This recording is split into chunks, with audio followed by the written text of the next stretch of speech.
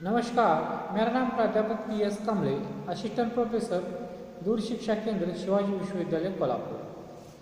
आज हम BA भाग 1 ऐच्छिक हिंदी पेपर क्रमांक 1 सत्र 1 इकाई 3 घ में से बेजगह कविता पर चर्चा करेंगे, जिसकी कवित्री अनामिका।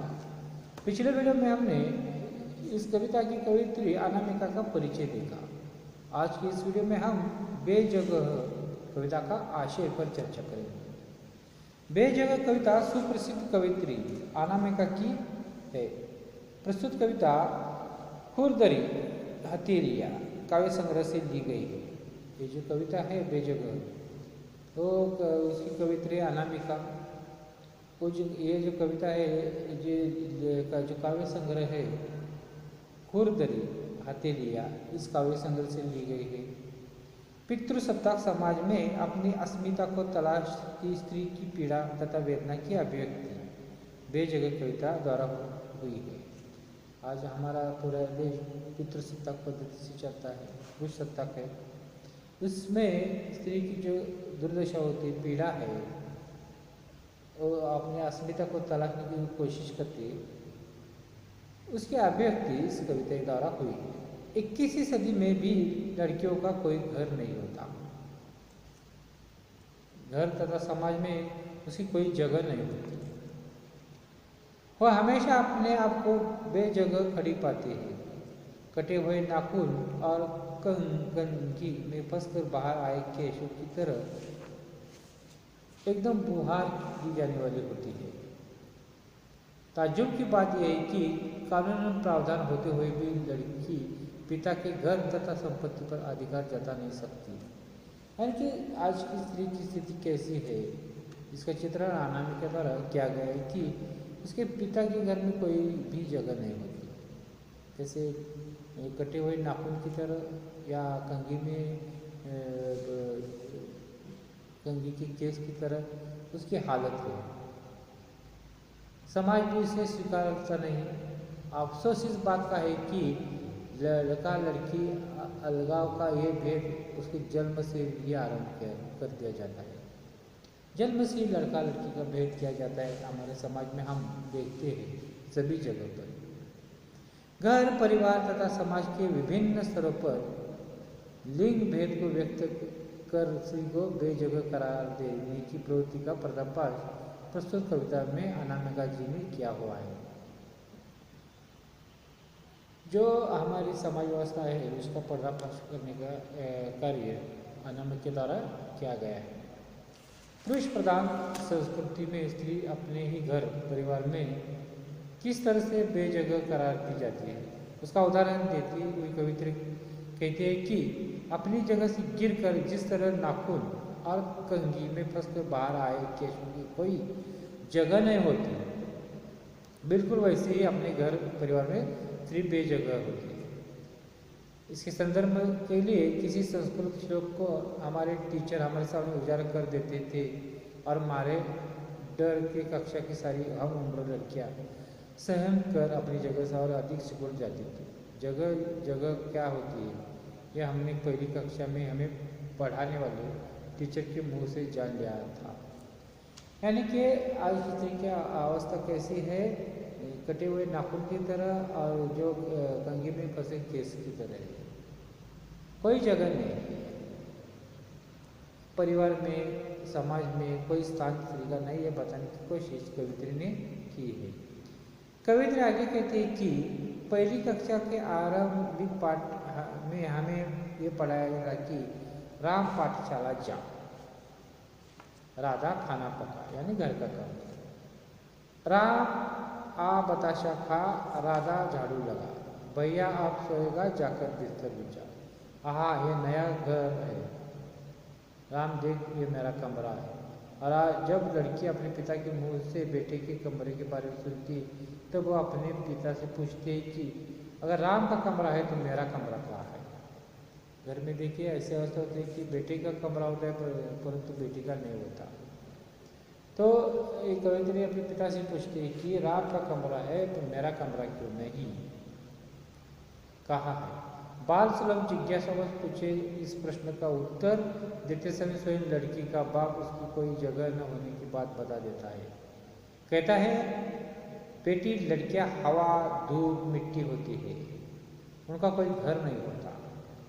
ये बात बचपन से ही लड़कियों के गले उतार दी जाती है, लेकिन उनके बाल से मन में ये प्रश्न उत्पन्न होता ही कि जिनका कोई घर नहीं होता उनकी होती है भला कौन सी जगह।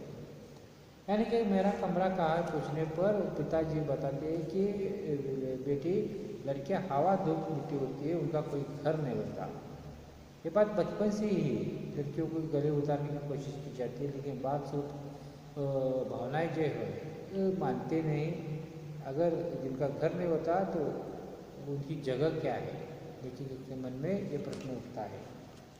कवित्र हमें पूछते हैं कि ऐसी कौन सी जगह होती है जो छूट जाने पर लड़की औरत बन जाती है।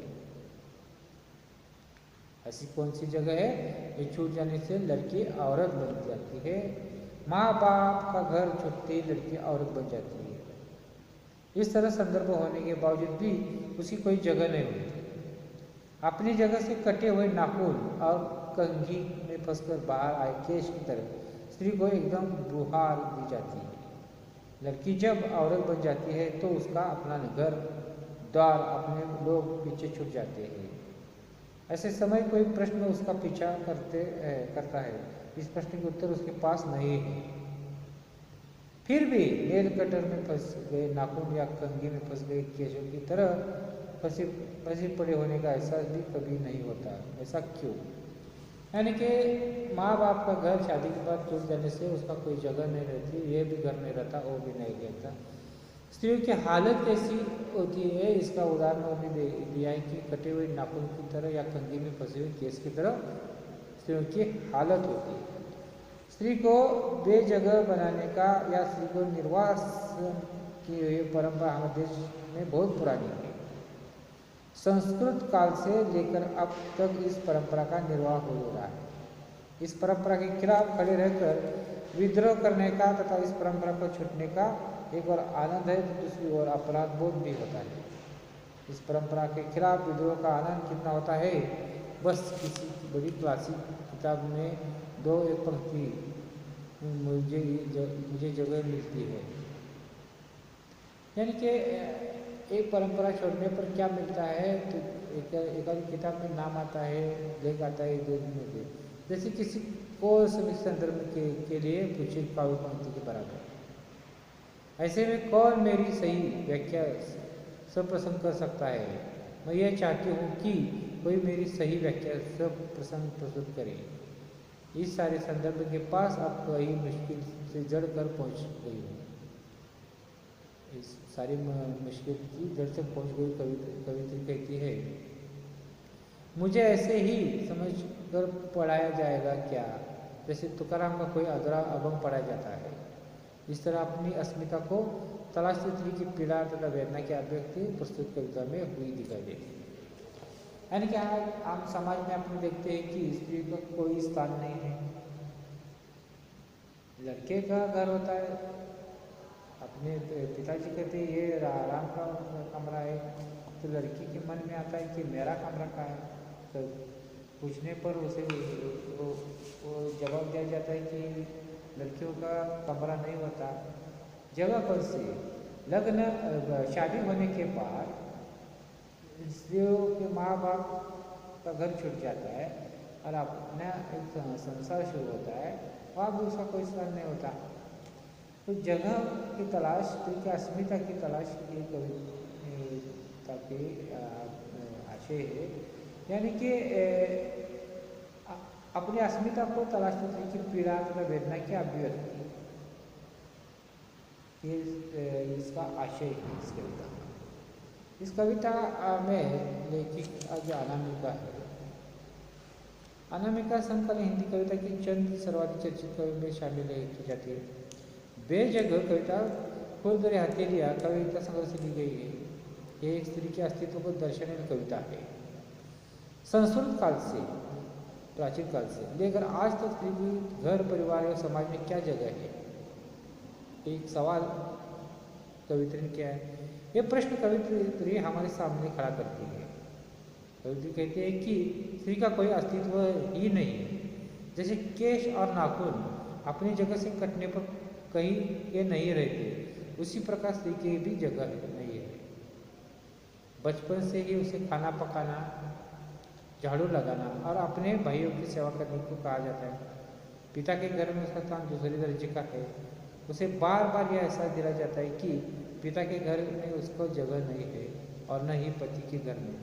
उसे लगता है घर परिवार में उसका स्थान नगण्य है।